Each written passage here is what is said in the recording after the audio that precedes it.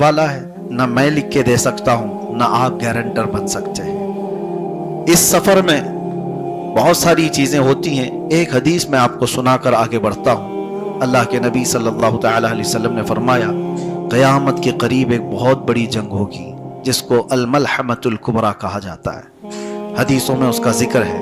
ये जंग का मैदान मुल्क शाम बनेगा। दिमश्क में ये जंग होगी, दिमश्क के करीब, जिसको आज दमस्कस कहा जाता है, सीरिया।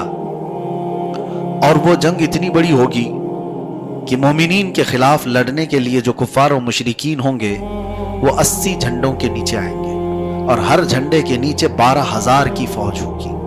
12,000 को अगर आप मल्टीपल करें 80 से तो तकरीबन 9,60,000 की फौज बन जाती है। तो 9,60,000 की फौज अगर एक साथ लड़ने के लिए आती है तो फिलहाल पूरी दुनिया में इतनी बड़ी फौज मुकाबला नहीं करती। टुकड़ियां आती हैं, जंग करने के तरीके आज आप सब देख रहे हैं। 9,60,000 फौज अगर एक बार लड़ने के लिए आती है तो एक बहुत बड़ी ताकत से मुकाबला होगा मुसलमानों का। लेकिन रसूल पाक सल्लल्लाहु तआला अलैहि वसल्लम ने फरमाया, मुसलमान कितने होंगे वो तादाद तो नहीं बताई, वो कितने होंगे तादाद में ये बताया नहीं गया, लेकिन ये बताया गया कि जैसे ही पहला दिन होगा 1/3 मुसलमान मैदान छोड़ के भाग जाएंगे। 1/3 हिस्सा होगा मुसलमानों की जमात का जो मैदान छोड़कर भाग जाएंगे। लेकिन साथ में मेरे मुस्तफ़ा करीम सल्लल्लाहु अलैहि वसल्लम ने फरमाया, वो इस रुए जमीन के सबसे बदतरीन लोग होंगे, उनकी तौबा भी नहीं होगी। वो सबसे बदतरीन लोग होंगे जिन्होंने सख्तियों का मुकाबला नहीं किया और मैदान छोड़कर निकल गए। और उसके बाद मेरे आका सल्लल्लाहु तआला अलैहि वसल्लम फरमाते हैं, जंग का दूसरा मरहला होगा। दूसरा दिन है या दूसरा मरहला? दूसरा मरहला ऐसा होगा कि मुसलमानों का 1/3 हिस्सा, 1/3 हिस्सा कत्ल हो जाएगा, शहीद हो जाएंगे। और मेरे आका सल्लल्लाहु अलैहि वसल्लम ने यह फरमाया, वो इस रुए जमीन के सबसे अफजल तरीन शुहदा होंगे, सबसे अफजल शहीद होंगे। दो बातें याद रखें आप, मैं ये हदीस क्यों अर्ज कर रहा हूं।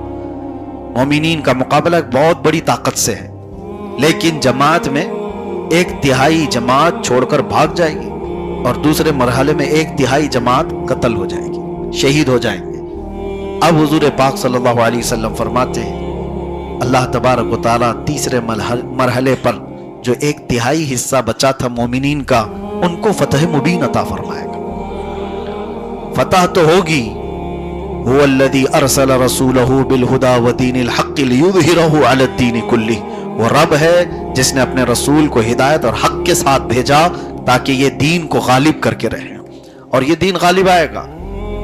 फतह तो होगी, लेकिन फतह तक पहुंचने की जो मंजिल है, वहां तक पहुंचने के लिए हमें 2 चीजों का सामना करना पड़ रहा है। किसी बड़े सक्सेस को पाने के लिए 2 चीजों का सामना करना है। वो 2 चीजें क्या है? पहली चीज अपनों का साथ छोड़ देना, दूसरी चीज है अपनों का हमारे सामने कत्ल हो जाना। ये 2 चीजें जो बर्दाश्त करके खड़ा रहा, अल्लाह उसे फतह अता फरमाता। ये बहुत बड़ी चीज मैं कह रहा हूं। आप किसी मैदान में खड़े हैं, कुछ आपके साथ मंसूबा बनाने वाले, आपके साथ प्लानिंग करने वाले अचानक छोड़कर भाग जाएं, ये दिल पर बहुत सख्त बीतती है। ये बहुत कठिन वक्त होता है जब किसी को तोड़ दिया जाए तो उसके अपनों को तोड़ दिया जाता है, और उस वक्त वो खड़ा रहा। फिर दूसरा मरहला उसके साथ ये आया कि उसके जो खास थे वो कत्ल हो गए, इंतकाल कर गए। आदमी फिर टूट जाता है। कुछ छोड़ गए और कुछ कत्ल हो गए, और उसके बाद जो खड़ा रहा वो कोई बुज़दिल खड़ा नहीं हो सकता। वो वही खड़ा होगा जो पहाड़ होगा ईमान का, वही खड़ा रहेगा, और उसी को अल्लाह तबारक व तआला फतह मुबीन अता फरमाता है। मेरे अजीजों, ये हदीस ये आखिरी जमाने में पेश आने वाली एक जंग के मुतालिक तो है, लेकिन इसका इंप्लीमेंट हमारी जिंदगी के हर शोबे में किया जा सकता है। हर शोबे में आप जिंदगी में ये 2 चीजें देखने के अगर ताकत रखते हो तो फतह तुम्हारे सामने। कुछ छूटेंगे और कुछ चले जाएंगे। हमारे साथ ये सारी चीजें हुई। हमने ये मरहलों में बहुत सारे लोगों को छूटते हुए देखा और बहुत सारे लोगों को टूटते हुए देखा, और साथ ही कुछ लोगों को दुनिया से जाते हुए देखा। जो छूट गए या चले गए, اللہ ان کا مالک ہے، لیکن جو ہمارے ساتھ سفر میں رہتے رہتے وہ انتقال کر گئے، آج ان کے لیے میں دعا گو ہوں کہ اللہ تعالیٰ ان کی روح کو سکون عطا کرے۔